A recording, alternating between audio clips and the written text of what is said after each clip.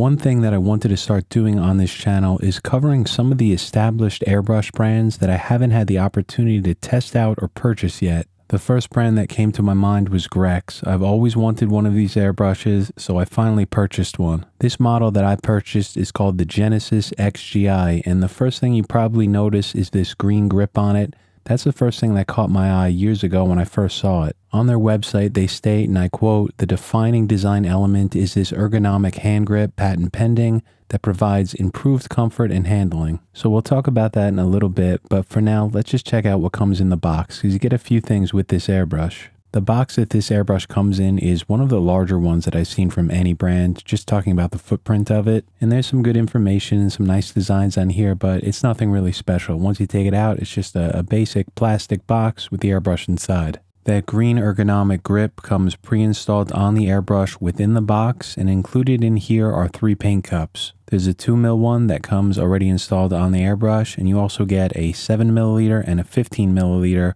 which is about a half an ounce. I personally think that more options is always a good thing with an airbrush because everyone is going to have a different application that they use it for, so to see 3 cups included is a very nice addition. This green ergonomic grip comes in 2 parts. You can see that there's a smaller one that goes on top of the trigger pad, and then you have the larger one on the body itself. And just like most other airbrushes, you also get a nozzle wrench if you need to remove the nozzle to swap it out with a different size or to replace it with a new one. These 2 extra paint cups that come in the box seem to be very nicely made. They've got some weight to them. They definitely don't feel cheap to me, and they have a very nice chrome coating. The material of this grip is very soft. It feels very comfortable to me. It's made out of silicone, so it's going to be tough and durable, and it should be impervious to most paints and solvents. A feature that I really like is the design of this needle cap. The purpose of one of these caps is just to protect the needle tip so you don't accidentally damage it if you bump it into something.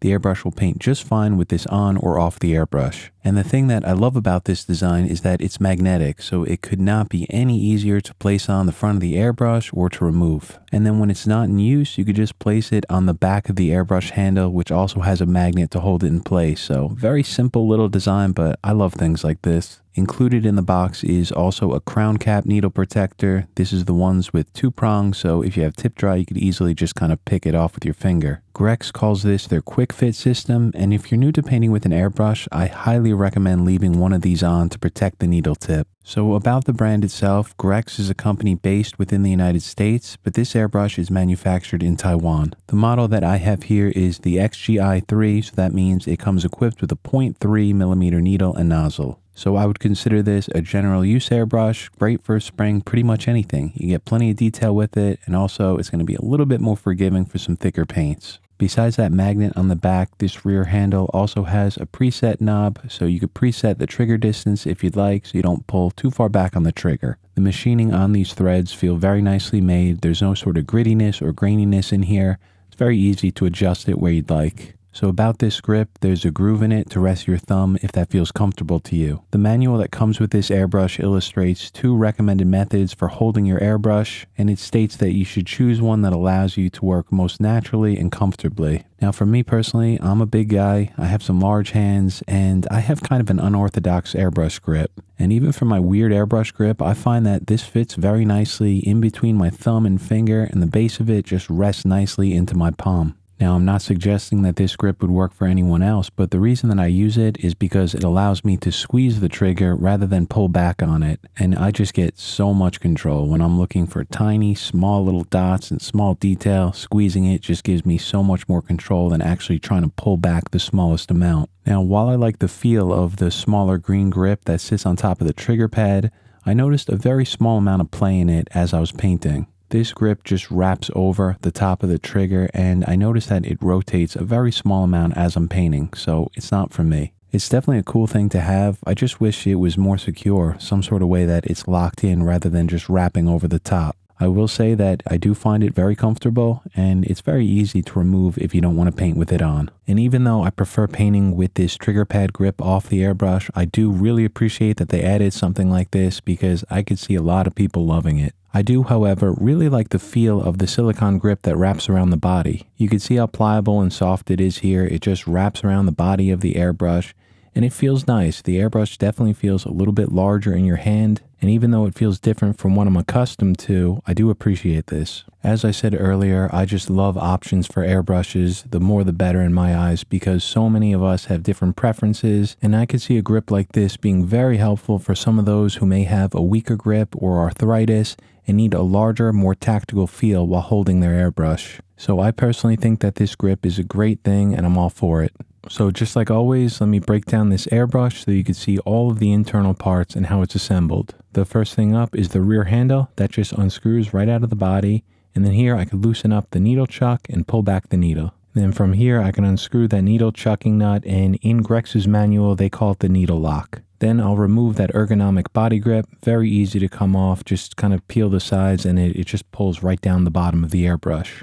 And so if you don't like the feel of this grip, you could just take it off like I did here. The airbrush will paint just fine with it on or off the airbrush. Next up is the needle housing, which holds the spring. It's a little bit tight, too hard to grip by hand, so I'll use a pair of soft draw pliers to get some grip to loosen it up. Just a quick note, I use soft draw pliers only to give myself some grip to loosen up parts. I never use them to over tighten anything. All parts on an airbrush should always be hand tight. It's very easy to damage them if you over tighten them. And then once this is removed, it consists of 3 parts: the spring housing, the spring itself, and the needle chuck. The design of this is definitely different and unique, but it reminds me a lot of Harder and Steenbeck airbrushes. The trigger itself lifts right out of the body of the airbrush, and you can see here that it has that round ball at the bottom. This is what you'll see in the Neo for Iwata and also in Harder and Steenbeck airbrushes. The trigger design is unique and different from those brands, of course, but the thing that's similar is that ball at the bottom. And then behind the trigger is the trigger lever. Grex calls this the actuator. It does look very similar to that Harder and Steenbeck design, but this one's different because it's separated. It's not a single piece like it is on Harder and Steenbeck. I much prefer when the trigger lever or actuator is connected to the needle chuck like you see in Iwata airbrushes, or to the trigger like you see in Harder and Steenbeck. But there are plenty of people that prefer it separate like what we're seeing here. I just like it connected because it's just so much easier to put back together. I have the smallest cup on the airbrush right now, and like I stated earlier, it comes with 2 other cups, 2 larger ones, and if you want to swap them out, very easy to do. It just unscrews from the body. This 0.3mm nozzle cap is very easy to remove. It's a single piece and it unscrews from the body of the airbrush. It's a very simple design, no extra holes like you'll see on some other airbrush brands to direct the airflow over the nozzle tip, and the fluid nozzle itself is a screw-in design. It seems to be pretty nicely made. It's pretty large and chunky, and within the box you do get that small wrench if you want to remove it. Because this airbrush is brand new, there's no need to remove it. I'm not going to do it in this video. The only time you'll need to do that is if you're going to swap it out with a different size. They also make a 0.3 and a 0.5, or if you accidentally damage it and you need to replace it with a new one. Otherwise, I recommend just leaving it alone. Putting the airbrush back together is simple except for this actuator, that trigger lever. It's just kind of difficult to get back in, but it'll sit just behind the trigger, and you'll know that the trigger is in correctly when you feel that spring underneath. Then I'll reinsert the needle chuck along with the spring and place the housing over the back and screw it right into the body of the airbrush. Unfortunately, there is no adjustment here to adjust the trigger spring tension, but the way that it's set from the factory feels very comfortable to me. I'll add on that needle chucking nut, insert the needle right into the airbrush until I feel it make contact with the front of the nozzle, and then I'll lock it down. The rear handle just screws on to the back of the airbrush, and the same thing goes with the cup, just screws on to the top. I was kind of nervous that this grip was going to be difficult to take off and remove, but it's not. It's very, very easy to do. You can see that I just kind of place it over the body, push it up, and then it molds right to the body of the airbrush. And the same thing goes with that trigger pad grip. It just slides over the top of it.